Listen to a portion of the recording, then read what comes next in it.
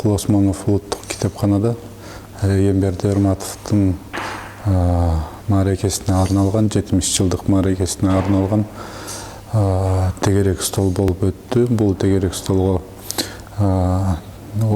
президенттин алдындагы улуттук тил комиссиясынын төрагасынын орун басары жана ошондой эле жазуучулар союзунун төрагасы Нурлан Калыбеков, ошол Алыкул Осмонов атындагы улуттук китепкананын жетекчиси жана башка көптөгөн мекемелерден келип сөз сүйлөп Эрматовдун чыгармачылыгын бир катар кеп кылып кетишти.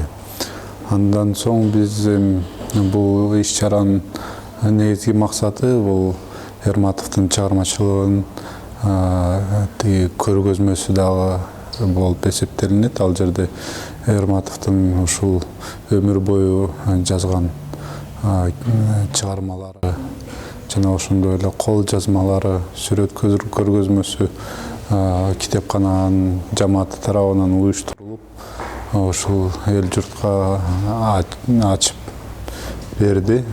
Буйруса окурмандар, Эрматовдун чыгармачылыгынын сүйөрмандары келип таанышып, жакындан таанышып кетсе болот.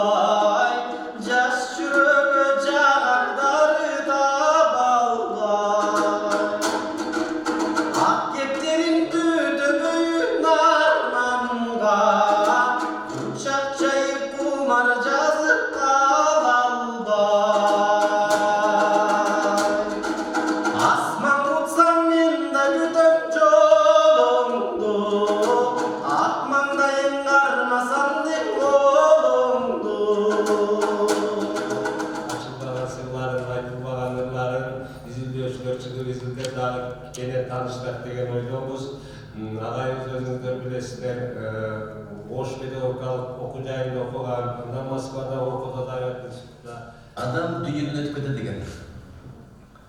Жалбырактар бир карасаң даракта турат, анан үзүлүп жерге түшөт.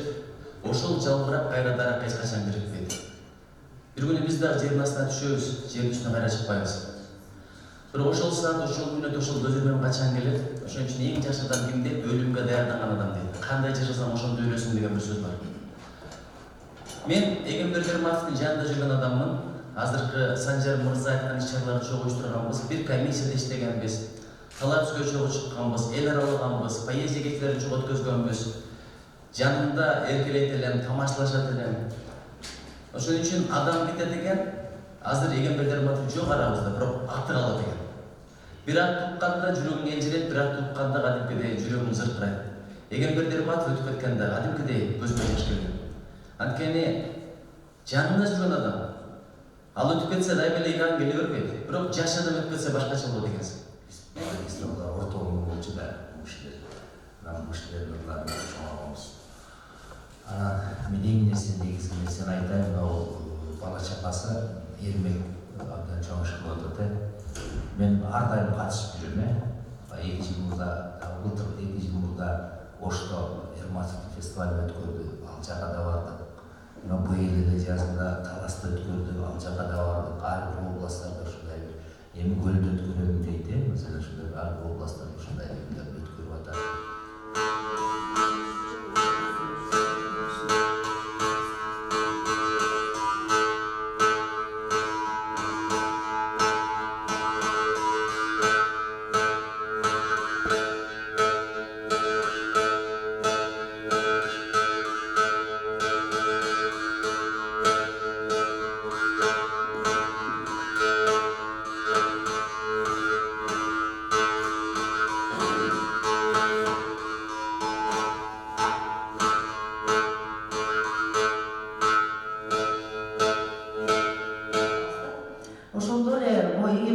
жылдары 500'den ашык ыр жыйнактары чыкты. Анын ичинде 7 томдук, 8 томдук, 9 томдук бар. Фамилияларын айтып атам да, фамилиялары. Анын ичинен чындыгында тандап окуштун өзү да кыйын да. Бирок жана алардын арасында чындыгында акын деп, акындык өзүнүн жүзүн, өзүнүн стилин тапкан акындар булар аябай аз. Ошолордун ичинде Эмирали Эрматов бар.